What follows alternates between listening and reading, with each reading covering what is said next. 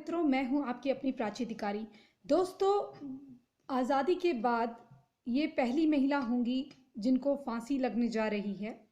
और सूत्रों के हवाले से खबर आ रही है कि जो पवन जल्लाद है जो फांसी लगाते हैं उनको इत्तला दी जा चुकी है और वो फांसी देने के लिए बिल्कुल तैयार हैं।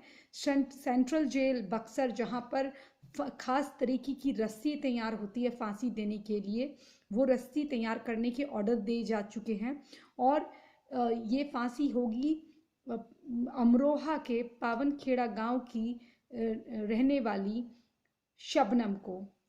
शबनम की कहानी कुछ इस तरह की है, जिन्होंने एक जघन्य अपराध को अंजाम दिया, जिसे सुनकर आप कहेंगे कि क्या कोई बेटी अपने माँ बाप या अपने घर वालों के साथ इस प्रकार की घटना कर सकती है।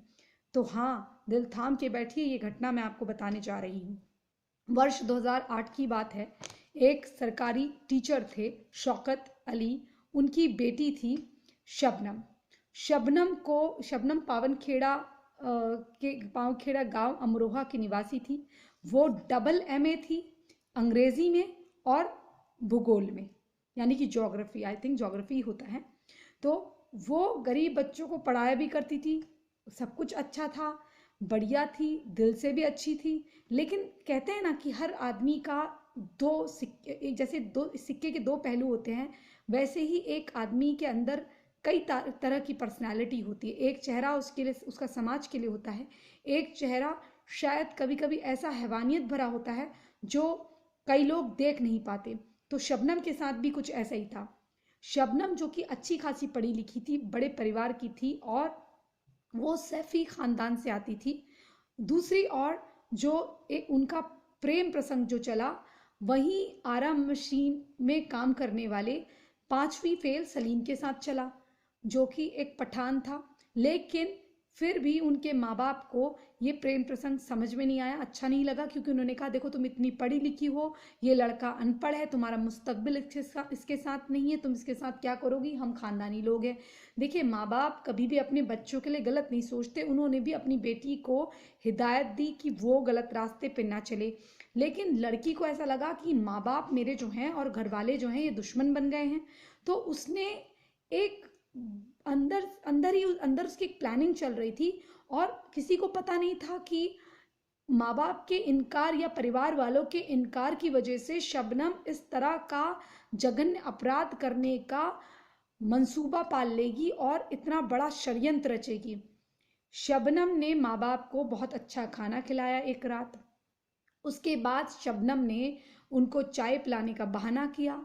चाय में उसने जहर मिला दिया। सब उससे मर ही गए थे। वहाँ परिवार में एक छोटा बच्चा था, तो उसको मारना थोड़ा मुश्किल हो रहा था। तो शबनम ने क्या करा, क्योंकि पोस्टमार्टम में भी आया कि भाई सबके पेटों के अंदर अनडाइजेस्टेड फूड और जहर के अंश मिले हैं चाय के साथ। तो फिर भाई जब वो मर रहे थे तड़प तड़प के, तो शबनम की नफरत वहीं नहीं रुकी। अपने माता पिता और बाकी जो घर वाले थे, टोटल 7 लोग, उनको मारने के लिए उनको जहर देके शबनम मार चुकी थी। लेकिन फिर भी नफरत नहीं घटी। शबनम ने क्या करा, सलीम को फोन करा। सलीम आया, कुल्हाड़ी से सबके सर काटे। लेकिन वो जो बच्चा था, 4 साल का या 7 साल का बच्चा, उस पे कुल्हाड़ी नहीं चल पाई। तो उसका या कुछ माह का, देखिए एग्जैक्टली मुझे उम्र नहीं मालूम है, लेकिन छोटा बच्चा था, मुझे पता है, उस पे इन लोगों की कुल्हाड़ी नहीं चल पाई। तो उन्होंने क्या करा, उसका गला दबा के उसे मारा। मतलब आप सोच सकते हैं कि अपने ही परिवार के एक कुछ ही दिन आदमी मिला है, और वो भी जो तुम्हारे लायक नहीं है, 5वीं फेल है, और माँ बाप तुम्हारे इतना तुमसे प्यार करने वाले, उनकी बात ना मान के तुम एक गैर आदमी के लिए अपने पूरे हंसते खेलते परिवार को, पढ़े लिखे परिवार को, भरे पूरे फली फूट परिवार को, जैसे वृक्ष होता है ना, पेड़ फलों से लदा हुआ, उसको कोई काट दे तो बुरा लगता है, ऐसे अपने अच्छे खासे परिवार को, सोचिए कितने अच्छे परिवार की रही होगी, डबल एमए अंग्रेजी में और ज्योग्राफी यानी कि भूगोल में।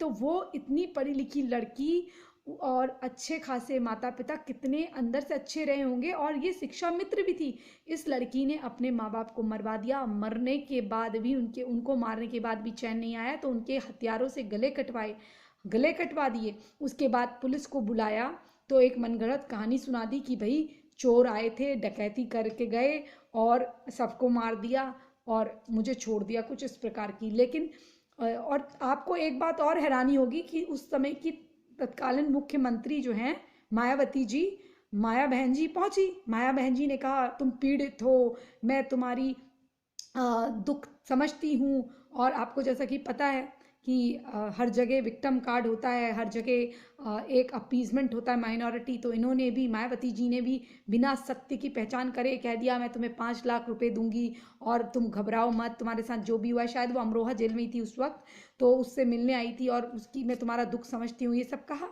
उसके बाद वहाँ पर जो पुलिस वाले थे और वहाँ पर जो इंस्पेक्टर तैनात थे आरपी गुप्ता, ये बड़े अच्छे काडर के माने जाते हैं। मतलब ये ऐसे इंटेलिजेंट ऑफिसर माने जाते हैं कि इनको इस तरह के क्राइम सीन सॉल्व करने का तजुर्बा है। ये पहले लखनऊ में भी रह चुके हैं, इन्होंने कई कई टफ केसेस जो हैं इम्पॉसिबल हो चुके थे, फाइलों में बंद थे, उन्हें भी इन्होंने सुलझाया। तो इनकी टीम वहाँ पर थी। उन्होंने कहा अभी आप रुक जाइए, अभी इनके लिए कुछ घोषणा मत करिए, अभी पुलिस शिनाख्त कर रही है और कुछ ही दिनों में हम इसको पूरा ओपन कर देंगे केस को।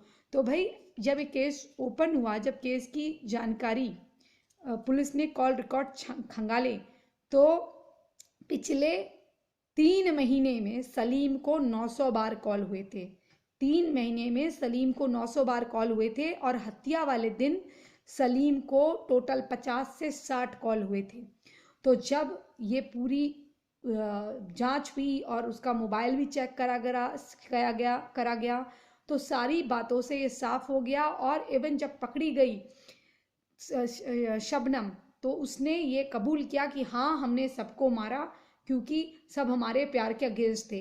एक्चुअली थ्योरी ये थी कि मारने के बाद वो सारी जो अच्छी खासी प्रॉपर्टी थी वो इनके नाम हो जाती, जब कोई आपत्ति जताने वाला ही नहीं रहेगा तो वो प्रॉपर्टी हमारी रहेगी और हम जो है उसमें अच्छी तरह से रह सकेंगे बिना रोक टोक माँ बाप के।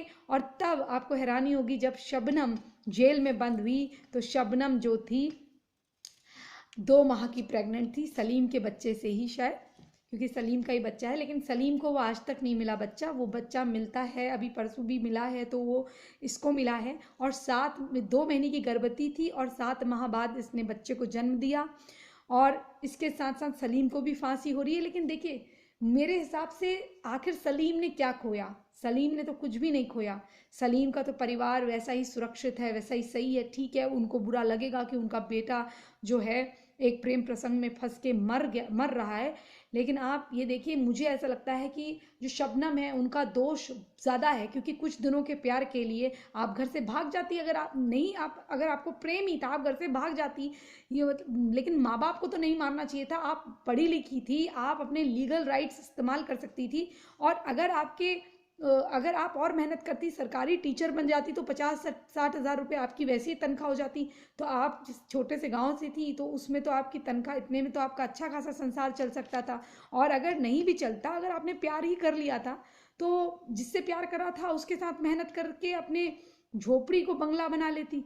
अगर इंसान में ताकत है तो वो मट्टी से भी, खाक से भी बहुत कुछ बना सकता है, ये मेरा मानना है। लेकिन माँ बाप को मार के, अपने माँ बाप के आंसू लेकर आपको कभी कुछ हासिल नहीं होता, ये मेरा दिल जानता है। और लड़की और लड़का जो हैं, इनका एक कारण और भी बताया जाता है कि माँ बाप ने इसलिए भी मना करा क्योंकि जो इनकी जैसे फिरके होते हैं, जात पात होती है, वो इस समुदाय में भी थी और इस वजह से भी माँ बाप को पसंद नहीं आता। सबसे बड़ी बात तो जो मुझे ये लगी कि एक डबल एमए लड़की, डबल भूगोल से भी डबल, डबल एमए करा हुआ है अंग्रेजी में और भूगोल में, तो माँ बाप इतने अच्छे परिवार के कहाँ स्वीकारेंगे 5वीं फेल को? क्या आपके परिवार में से कोई लड़की अगर डबल एमए हो, पीएचडी हो, तो कोई 5वीं फेल को आरा मशीन में काम करने वाले को स्वीकारेगा? मेरे हिसाब से तो नहीं स्वीकारेगा। किसी भी समुदाय में मना ही करेंगे। अपने से पढ़ा लिखा या अपने से अच्छा लड़का चाहते हैं या सेटल्ड लड़का चाहते हैं, कम से कम अगर जॉब ना भी कर रहा हो, लड़की कहे मैं ही पाल लूँ, लेकिन उसके बावजूद थोड़ा पढ़ा लिखा तो होना चाहिए ना। ये 5वीं फेल को, एक बार को 12th होता, हाई स्कूल BA होता, BCom होता, वो भी चल जाता। इतना अनपढ़, इससे माँ बाप कहाँ मानते। मुझे लगता है शबनम के माँ बाप तो गलत नहीं थे, और मारना तो उनको बिल्कुल ही पाप था। अपने माँ बाप, अपने जन्मदाताओं को मारना, जो आपको ज़मीन मतलब इस दुनिया में लेकर आए हैं, इस संसार में लेकर आए हैं, उनको मार के तो आपने वैसे ही, आप असली में तो उसी दिन मर गई। इंसानियत आपने जिस दिन मार दी, अपने माँ बाप को मार के, आप उसी दिन ख़त्म हो गई। फिर अब जो है इनको, पहले ये अमरोहा में जेल में थी, फिर ये रामपुर जेल में बंद हैं अभी, और अब ये मथुरा जेल में शिफ्ट होने जा रही हैं फांसी के लिए। इनको मथुरा जेल लाया जा रहा है। तो इनका जब बेटा इनसे मिला, कितना रहा होगा वो, 2008 की बात है, तो 2008 में या 9 में पैदा हुआ होगा। तो आप समझ सकते हैं कि इस वक्त होगा वो बच्चा कितने साल का होगा, 11-12 साल का होगा तकरीबन। तो उस बच्चे की तो गलती नहीं है, लेकिन कानून की नज़र में देखिए सब बराबर है। कई लोग कह रहे हैं कि इनकी फांसी नहीं होनी चाहिए, कई स्वामी हैं जो अपने आप को स्वामी कहते हैं, वो कह रहे हैं इनकी फांसी नहीं होनी चाहिए। मैं उनसे भी कहती हूँ, देखिए एक मानवीय पहलू अलग बात है, लेकिन अगर किसी ने अपराध किया है और अपने घर के 7 सदस्यों को मारा है, एक जिंदगी के एवज में एंजॉय करने और अपने मनोकामना, अपने स्टाइल से जीने के लिए आपने अपने परिवार को खत्म करा है।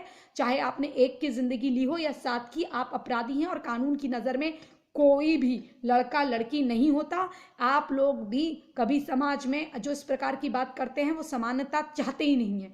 अगर जब हम कोई अच्छा काम करते हैं, चाहे लड़का हो या लड़की, उन्हें अवार्ड एक सा मिलता है।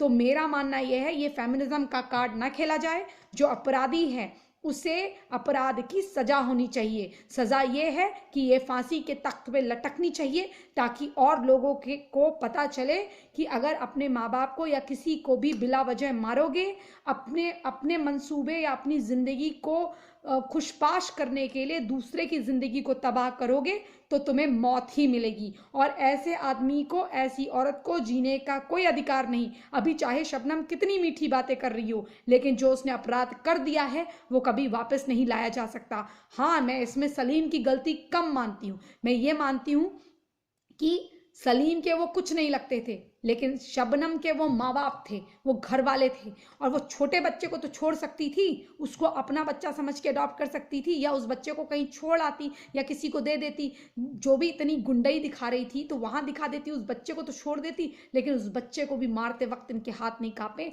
उस बच्चे को भी मार दिया। एक प्रेग्नेंट औरत जिसके पेट में एक जान पल रही है, वो दूसरी जान को खत्म करे, ये बिल्कुल बर्दाश्त के बाहर है। और ये चीज़ मुझे बिल्कुल समझ में नहीं आती। आई थिंक इसके लिए एक ही सज़ा है, वो है सज़ाए मौत, और वो मिलनी चाहिए। और जो स्वामी इस तरह की बातें करते हैं कि प्रलय आ जाएगा, मरना चाहिए, एक अपराधी के मरने से, एक राक्षसी के मरने से, एक राक्षस महिला जिसने अपने जो दानव रूप में पैदा होकर अपने माँ बाप को खा गई, उसके मरने से प्रलय आ जाएगा? तो स्वामी जी, आपने कौन सी पढ़ाई करी है? आप कौन से स्वामी हैं? आप दोबारा से जाके थोड़ा मंत्रो जाप करिए, आप गलत बोल रहे हैं। एक राक्षसी के मरने से, मैं भी आध्यात्म मानती हूँ, मेरी शक्ल देखिए, मैं आध्यात्म को मानने वाली लड़की हूँ।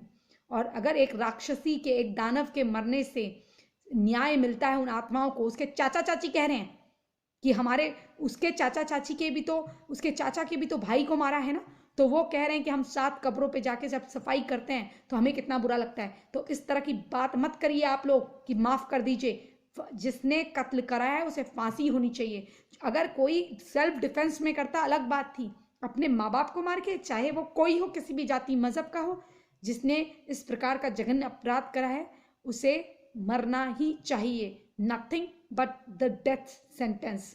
जय जय हिंद, जय जय भारत, वंदे मातरम, जय श्री राम।